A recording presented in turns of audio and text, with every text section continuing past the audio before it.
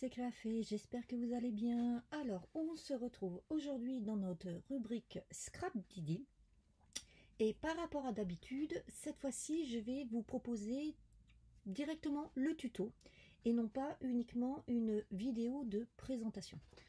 Donc, nous allons travailler avec la box de chez Scrap Didi du mois de mars-avril 2022 intitulée « Quand la nature revient » puisque normalement, c'est la saison du printemps et donc du renouveau.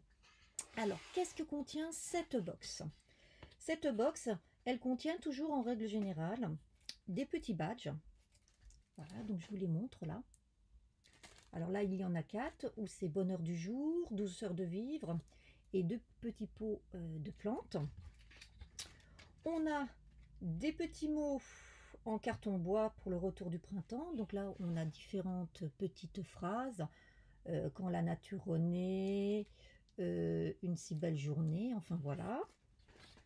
On a aussi dans ce kit donc 2 pages de velin imprimées, donc une avec un petit motif un peu floral printanier et l'autre plutôt avec plein de petits mots, de petits sentiments.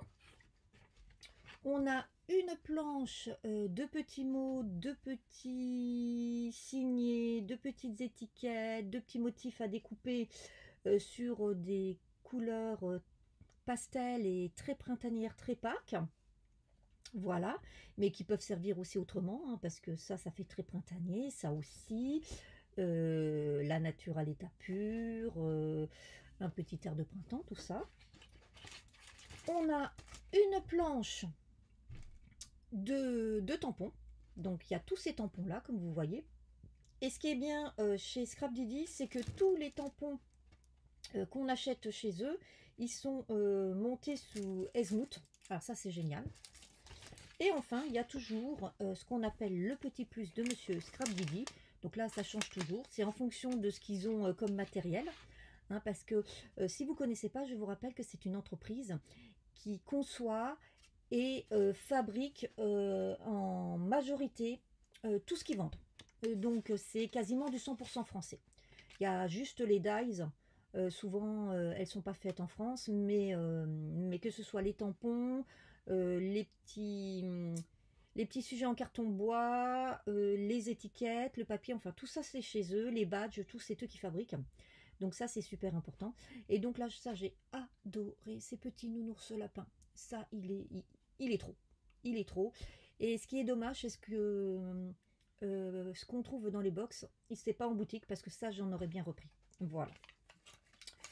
Donc aujourd'hui, comme c'est la période, hein, on y arrive, je vais plutôt vous proposer un tuto sur une thématique de Pâques. Mais par contre, je vous ai prévu un second tuto avec cette box pour une autre réalisation. Donc voilà. Donc pour le projet d'aujourd'hui, on va se servir des tampons. On va se servir de l'étiquette, la planche d'étiquette. On va prendre cette planche de velin. Celle-ci, on se la garde pour le prochain tuto. Et on va sortir aussi ça, parce que pour l'instant, je ne sais pas trop ce qu'on va en faire. Mais voilà. En fait, les seules choses que je ne vais pas prendre dans la box, ce sont le plus de Monsieur Didi et le velin sentiment, parce que celui-là, j'ai prévu un second tuto que vous verrez très prochainement. Donc voilà. Donc c'est parti. Je vais comme d'habitude vous donner la liste du matériel que nous allons avoir besoin, plus le complément de fourniture, parce que bien évidemment, je ne vais pas me servir que de ça. Alors pour le tuto d'aujourd'hui, il va nous falloir pas mal de choses. Donc il va vous falloir un tapis de coupe. Il va vous falloir aussi de quoi découper votre papier. Alors moi je vais utiliser pas mal ce massicot à guillotine de chez Artemio.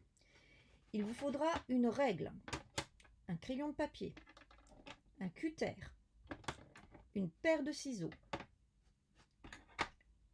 une table à ranurer et son plioir, de la colle, du double face, une gomme et de quoi pouvoir ancrer les tampons, donc de l'encre, de la couleur que vous voulez, et soit un bloc acrylique, soit une table à tampons, ce que vous avez aussi.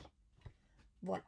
Pour les fournitures, en plus donc de ce qu'on a pris dans la box de chez Scrap Didi, il vous faudra un morceau de cardstock de 20 cm sur 29, un morceau de 9 cm sur 5, et il vous faudra de la chute de papier pour pouvoir faire vos tamponnages de la couleur que vous souhaitez. Donc maintenant, on va faire comme d'habitude, on va procéder à notre première étape qui consiste à marquer tous nos plis. Donc, dans un premier temps, on va venir faire une marque de pli sur notre morceau de 5 sur 9 cm et on va venir se positionner sur les 5 cm. Et là, on va venir faire un pli à 1 cm, à gauche ou à droite, c'est comme vous voulez. Voilà, donc juste 1 cm. Ensuite, on va prendre notre morceau de 29 sur 20 et donc, dans les 29 cm, on va venir faire un premier pli à 1 cm. Ensuite, à 6 cm. Après, un pli à 15 cm.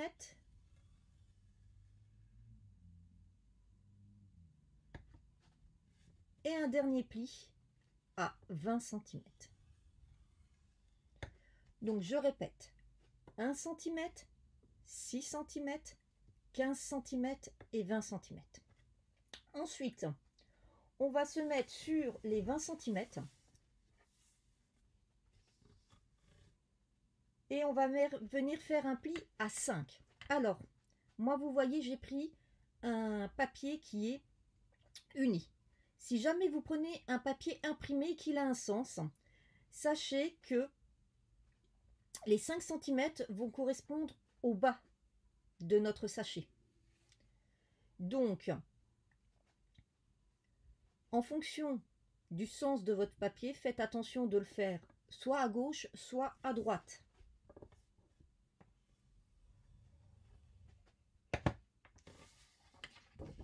Et voici donc notre résultat.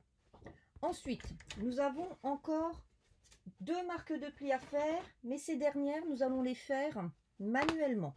Nous allons venir faire des repères à 2 endroits. Ici, vous avez notre bande de 1 cm et en bas, vous avez notre bande. On va venir faire une marque de repère de pli dans cette largeur et cette largeur. Les 2 plus petites largeurs, nous allons venir marquer leur milieu. Donc, ce sont 2 largeurs qui font 5 cm. Et donc, nous allons venir faire un repère à 2,5 cm en haut. Alors, vous faites une marque légère. Et donc, sur cette colonne aussi, nous allons venir faire une marque légère à 2,5 cm. Ensuite, vous allez prendre votre plioir ou, pour ceux qui ont ces outils de marquage pour faire de l'embossage, et vous allez venir réunir le milieu vers le bas de l'intersection. Vous allez venir d'ici à ici, donc à l'intersection ici. Je ne sais pas si je suis assez claire.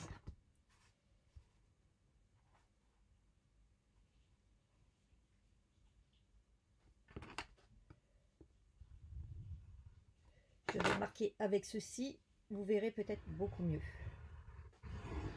Voilà.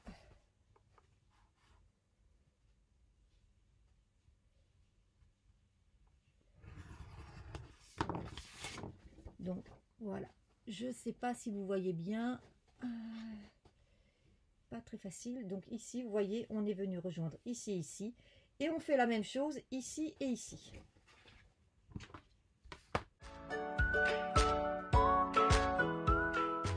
Et une fois que ceci est fait, eh ben, on va venir comme d'habitude écraser tous nos plis.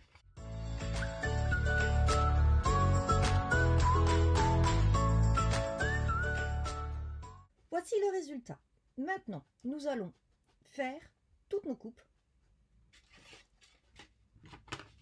On va donc, dans un premier temps, alors moi là je vais les faire au cutter, parce que c'est des morceaux assez grands, assez droits, donc je préfère les faire au cutter, mais vous pouvez les faire au ciseau. On va venir déjà retirer cette petite languette de 1 cm en bas.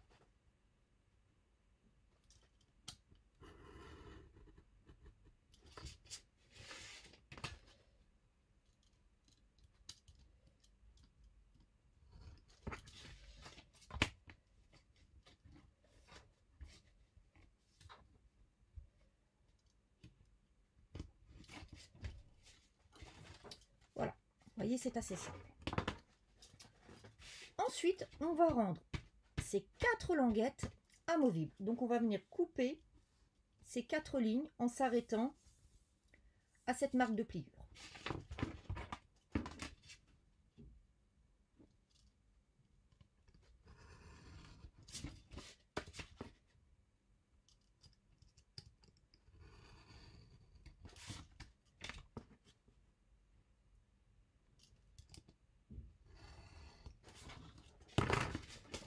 Donc voici. On va venir ensuite, et là on va le faire uniquement sur les 2 petites, on va venir biaiser à gauche et à droite.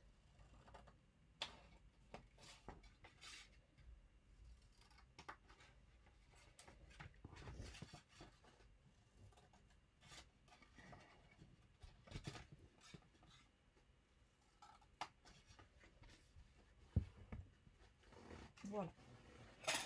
Alors, vous pouvez aussi, si vous avez une perforatrice d'angle, venir arrondir les angles.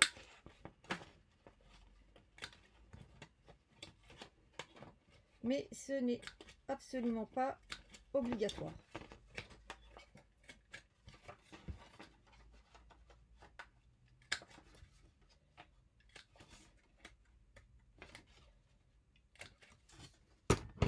Voilà.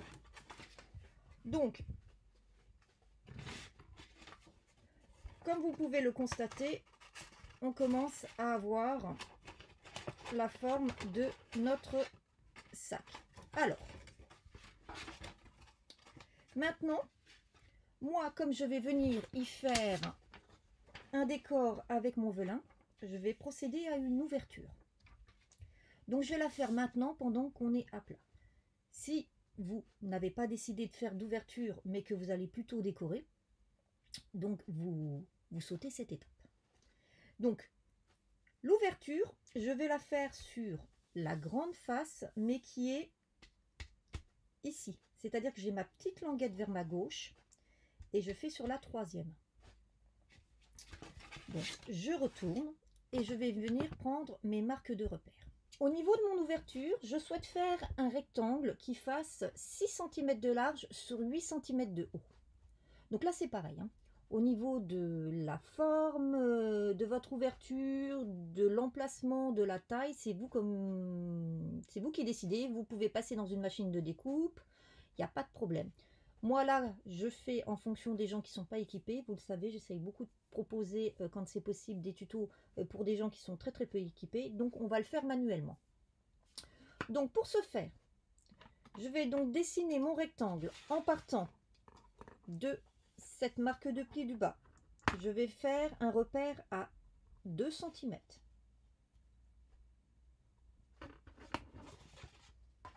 Voilà.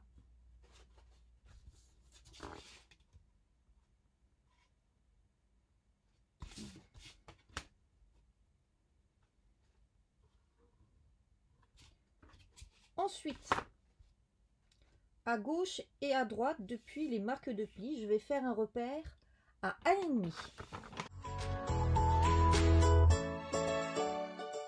Donc entre les deux, j'ai bien mes 6 cm. Et je vous ai dit que je voulais un rectangle de 6 sur 8.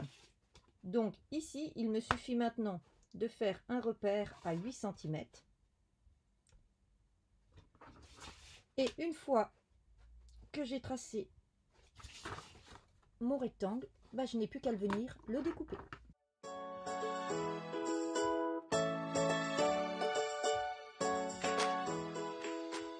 Donc voici notre résultat. Donc vous n'oubliez pas de venir gommer avant de continuer. Alors, maintenant, on va venir à l'intérieur coller notre velin. Et pour ce faire, donc je vais couper un rectangle un tout petit peu plus grand que ma fenêtre. Donc là, je vais couper du 9,5 sur 7,5.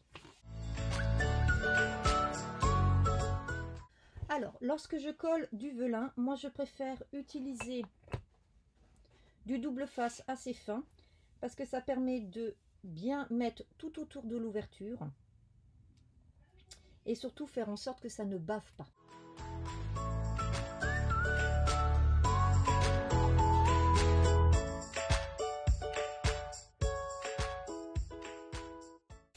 Et par contre, ce que je fais toujours avant, parce que je suis quand même un peu déçue des doubles faces. Souvent, ils collent sur le moment et puis après, ça se décolle. Je viens toujours mettre une petite pellicule de colle. Et là, par contre, c'est très bien parce que comme j'ai mon double face en dessous, ça me permet de me guider. Et je viens y glisser mon morceau de velin. Voilà. Et comme d'habitude, on vient prendre son plioir pour bien faire adhérer la colle. Et voici donc le résultat. Donc maintenant, eh ben, il ne nous reste plus qu'à venir monter notre sachet. Et là, pour ce faire, c'est très simple. Nous allons venir mettre de la colle sur notre petite languette pour venir réunir nos deux côtés.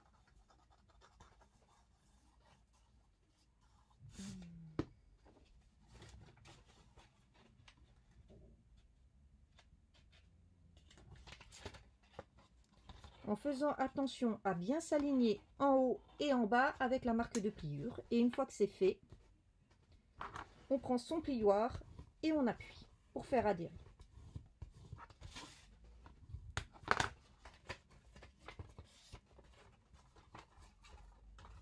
Donc voici.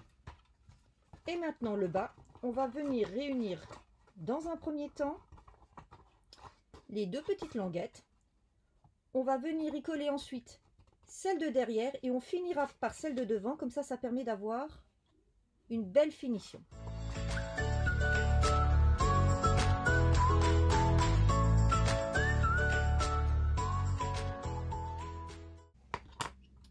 Donc voici notre résultat. Donc vous pouvez, si vous le désirez, faire votre sachet de cette façon. Ça fait assez, vous savez, les sachets de tisane, de thé qu'on trouve dans les magasins spécialisés. Ou alors maintenant, venir faire comme moi, y intégrer un petit couvercle.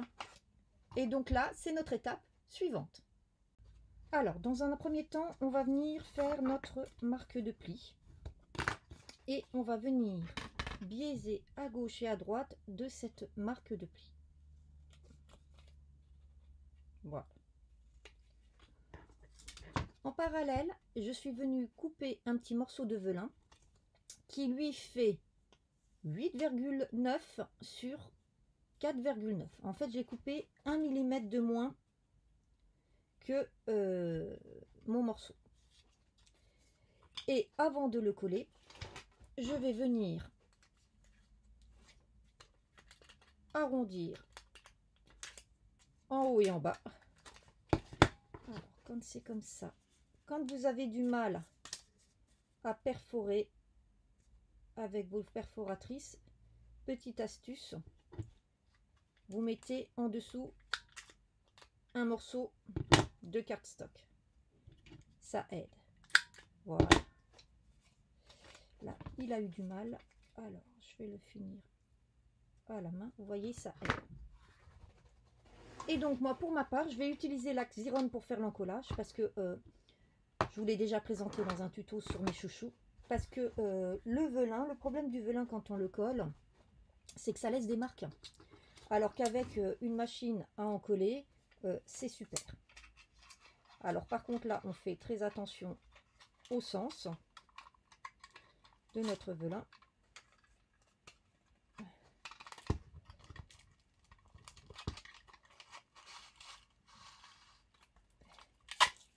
Et voilà.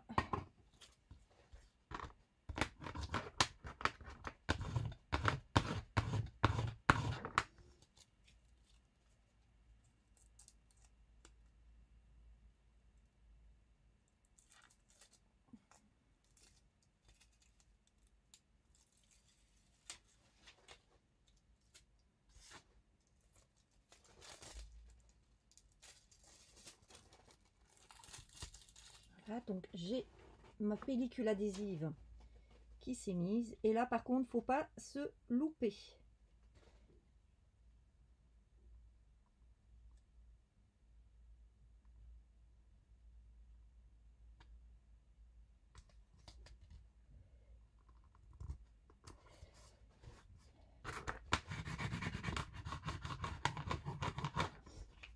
Et donc, voici le résultat. Vous voyez, c'est vraiment impeccable. Et donc, maintenant, je vais venir coller ma petite languette à l'intérieur, ici, pour pouvoir ensuite, hop, fermer mon petit sachet.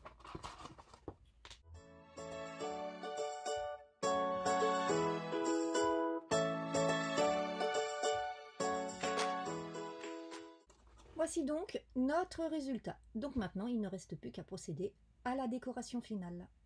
Voici notre résultat une fois donc terminé.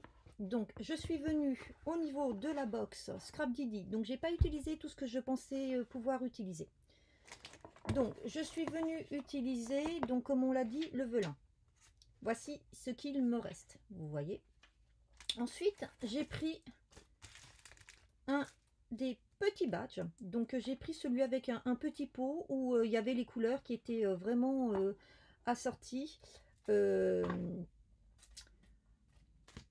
à mes papiers. Après je suis venue découper un certain nombre de choses dans la planche. Donc je suis venue découper cette petite pince à fleurs et ces deux petites étiquettes, voilà, que j'ai réunies avec un petit brad et donc le petit lapin de Pâques. Voilà. J'ai fait un petit tamponnage avec donc ce petit tampon que j'ai mis donc en bas. Et après, j'ai agrémenté le tout avec des fleurs et donc des rubans que j'avais. Voilà. Donc en fait, j'ai pas du tout utilisé les mots en carton bois pour ce projet. Je vais les utiliser pour un autre. Donc voilà un joli écrin qui va pouvoir vous permettre de mettre des jolis chocolats dedans pour Pâques, hein, puisque là on est bien dans les tons de Pâques et que donc dans la planche ça s'y prêtait. Mais vous pouvez décliner aussi ce projet pour la fête des mères, pour la fête des pères, pour n'importe quelle occasion, parce que ça vous permet de mettre des belles friandises, alors chocolat, petits gâteaux maison, pâte de fruits, ce que vous voulez. Mais ça vous fait aussi un joli écrin en paquet cadeau, comme par exemple pour un parfum pour la fête des mères ou pour la fête des pères. Qu'est-ce qu'on pourrait mettre encore dedans qu'on offre facilement? Une bougie, enfin ce que vous voulez. Voilà. Donc j'espère que ce petit tuto vous aura plu.